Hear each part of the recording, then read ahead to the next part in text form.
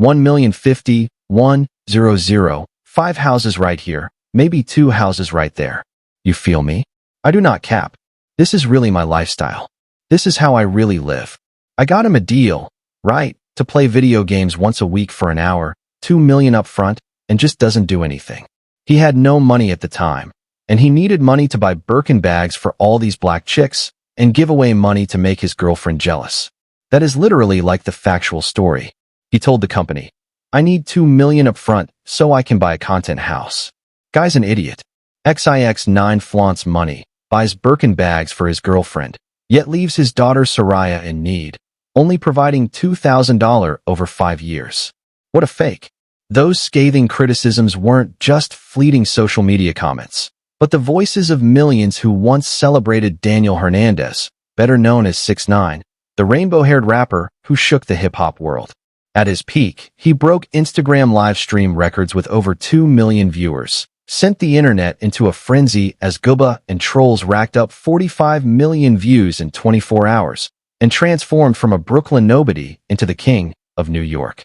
A pop culture icon who defied all rules yet reaped fame at a staggering pace. To fans, he wasn't just a rapper. He was a storm, living proof that an outsider could dominate the game. But that radiant glory quickly turned dark. Love morphed into contempt. Cheers became curses. Behind the million-dollar hits lay an unerasable trail of scandals. A man who'd do anything for money, no matter the cost to law or honor.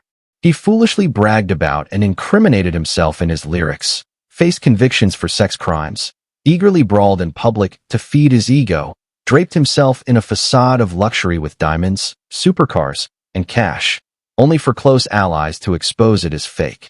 The climax, snitching on 12 associates to slash a 47-year sentence to just 2 years, turned him from a rebellious icon into a despised traitor. Labeled a Karen and mocked across social media.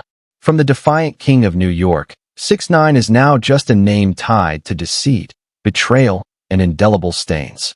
What drove a man who once ruled the world to hurl himself into the abyss? The cost of betrayal or inescapable arrogance?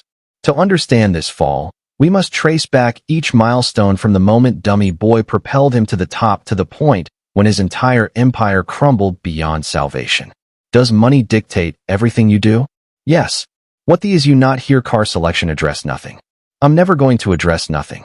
Y'all believe what y'all want to believe. That's a half a ticket right there. Daniel Hernandez grew up in Bushwick, Brooklyn, a harsh environment where violence and poverty were daily realities. After his stepfather was murdered when he was 13, Hernandez dropped out of school in 8th grade and took odd jobs to support his family. In 2014, under the stage name 6ix9ine, inspired by Japanese anime and the number 69, he began his music journey. With rainbow hair, full body tattoos, and an aggressive rap style, 6ix9ine quickly became a SoundCloud sensation. But it was his 2017 hit Gummo that changed everything. Gummo wasn't just a song, it was a statement. With its pounding beat, provocative lyrics, and a music video filled with gang members, it climbed to number 12 on the Billboard Hot 100, amassing over 130 million YouTube views in just months. I want people to know I'm real. I live this life, 6ix9ine declared in an interview with DJ Academics, boasting about his ties to the 9 Trey Gangsta Bloods, a notorious New York faction of the Bloods. His style, a mix of gangster imagery, vibrant colors, and a defiant attitude, struck a chord with a generation craving bold, rule-breaking figures. The public's enthusiastic reception propelled 6ix9ine to new heights. His debut mixtape, Day 69, reached number 4 on the Billboard 200 with tracks like Coulda and Kiki solidifying his status. His album Dummy Boy, despite leaking before release, hit number 2 on the Billboard 200, driven by the hit Fifi with Nicki Minaj, which peaked at number 3 on the Hot 100 and earned double platinum certification. On Instagram, he amassed over 15 million followers at his peak, with each post sparking controversy and millions of interactions. I don't need to be right, I just need to be seen, 6ix9ine once said, a quote that encapsulated his philosophy. The chaos 6ix9ine brought didn't alienate fans, it captivated them. He built a loyal fan base that loved his audacity and defended him against all criticism.